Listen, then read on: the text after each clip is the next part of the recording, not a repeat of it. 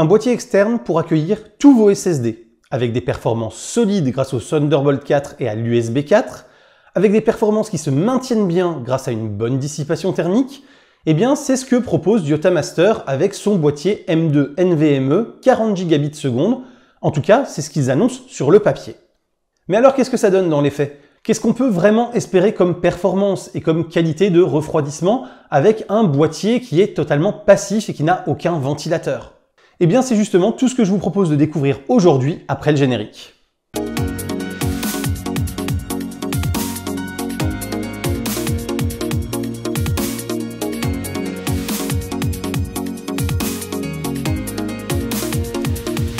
Bonjour à toutes et à tous et bienvenue dans cette nouvelle vidéo consacrée à l'univers des nouvelles technologies et aujourd'hui plus particulièrement au monde de l'informatique et du stockage externe puisque nous allons tester un boîtier externe pour SSD NVMe. Et avant tout, si vous aimez cette vidéo et mon contenu, pensez au clap, le commentaire, le like, l'abonnement et le partage.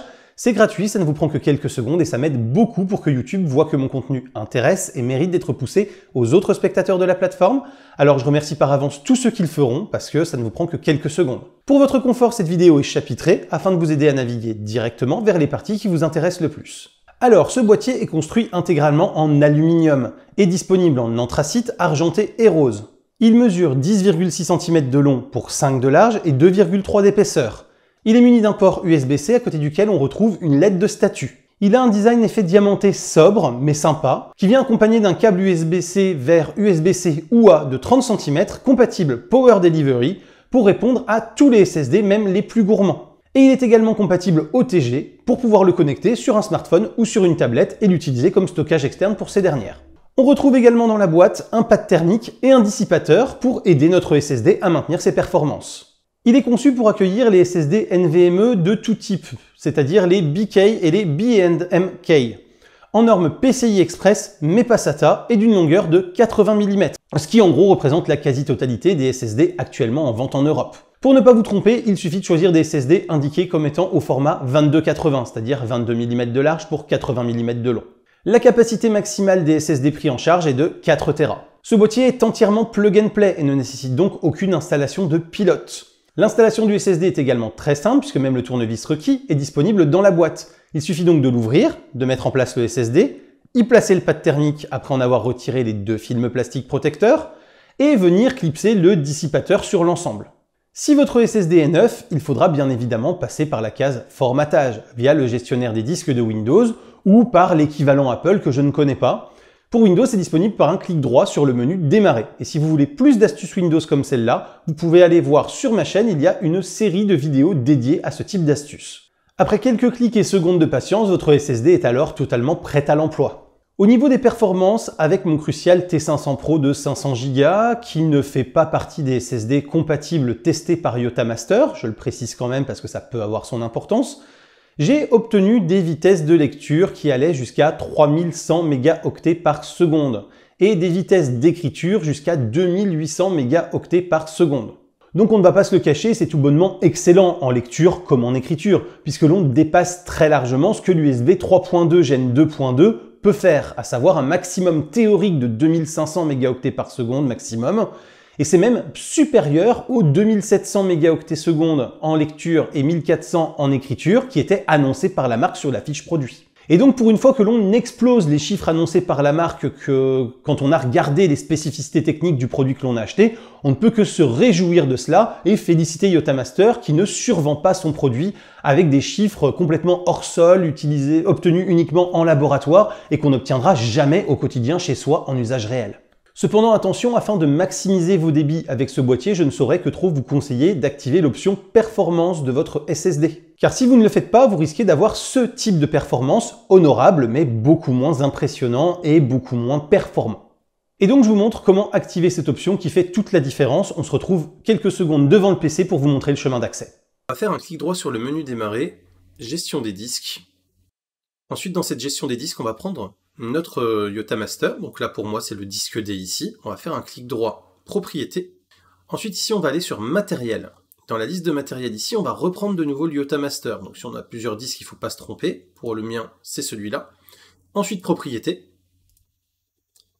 Ensuite ici on va aller dans Stratégie, et on va vérifier que Meilleure performance, ici, est activé, parce que par défaut il se met en suppression rapide, ce qui va quand même brider les performances du disque dans beaucoup de moments. Par contre, on va décocher la case stratégie du cache en écriture ici, malgré le meilleur performance, pour éviter des risques de corruption de données en cas de coupure d'électricité. Ensuite on fait OK, OK, on peut refermer ça, et donc notre SSD se retrouve bien en mode performance. Et donc pour ceux qui ne se rendraient pas compte de ce que représente un tel débit, vous êtes capable d'envoyer vers ce disque jusqu'à 140 gigaoctets en 60 secondes. Et si vous souhaitez rapatrier des données qui y sont pour pouvoir travailler dessus, alors ça se fera à plus de 185 gigaoctets en 60 secondes. Pour un périphérique de stockage externe, c'est tout simplement énorme et ça permet de pouvoir bosser sur des gros projets, des grosses quantités de données, même avec un disque de petite taille dans sa machine. Parce qu'avec de tels débits, on peut vraiment compter sur les supports externes sans trop rogner sur les performances. Alors oui, je préchote les commentaires, certains argueront, et à raison, qu'en interne, on peut désormais atteindre les 12 gigaoctets par seconde, soit 4 à 6 fois plus que ce que propose ce SSD à l'intérieur de ce boîtier. C'est vrai, mais il faut aussi se rendre compte que jusqu'à il y a quelques mois seulement, avoir des produits de stockage externe à plus de 1000 mégaoctets par seconde, c'était compliqué et cher, et même très cher pour ceux qui atteignaient les 2000 mégaoctets par seconde de manière assez moyenne, parce que clairement, ils étaient souvent un petit peu en dessous. Là, vous êtes à 3100 et 2300, c'est juste colossal. Niveau température, j'ai essayé avec et sans le système de refroidissement, pour voir s'il est utile et efficace. Vous me connaissez, je suis toujours un petit peu joueur avec ce genre de choses. Et la différence, elle est juste flagrante. Sans équiper mon SSD du système de dissipation, à savoir le pad et le dissipateur, il grimpe rapidement à plus de 68 degrés et réduit alors ses performances à cause de sa température. Alors que quand je l'équipe avec le pad thermique et le dissipateur et que je relance mes tests, là, la température maximale enregistrée est alors de seulement 49 degrés Celsius, avec un disque qui conserve ses performances dans la durée et tout au long de mon test. C'est donc là encore du tout bon, car le système fourni fonctionne bien, permet d'obtenir des températures de fonctionnement qui sont optimales et idéales, même lors d'un usage plutôt intensif. Et donc forcément, maintenir cette température préservera la santé de votre SSD pour qu'il fonctionne longtemps.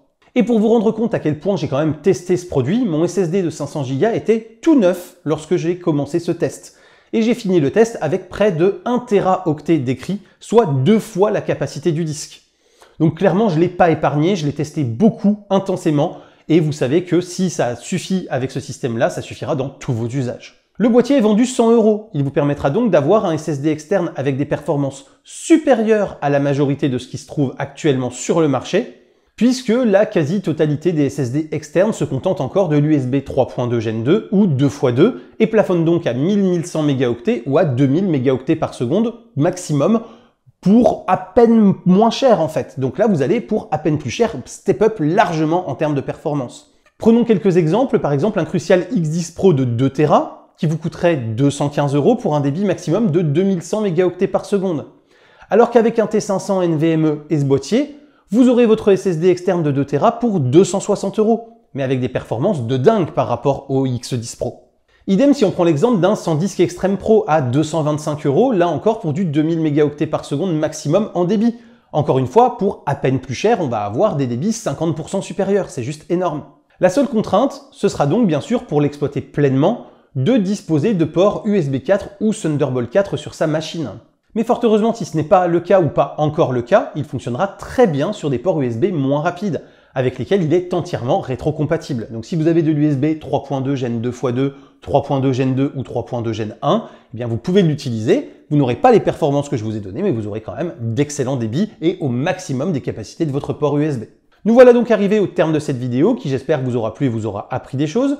Si c'est le cas, n'hésitez pas à la commenter, la liker, vous abonner et partager, c'est le fameux clap, vous commencez à connaître la musique. Vous avez également Tipeee, Utip et le bouton rejoindre sous la vidéo et dans la description qui vous permettent de me soutenir financièrement. Et pour ceux qui utiliseraient le bouton rejoindre, vous allez avoir aussi accès à des vidéos exclusives réservées aux abonnés payants.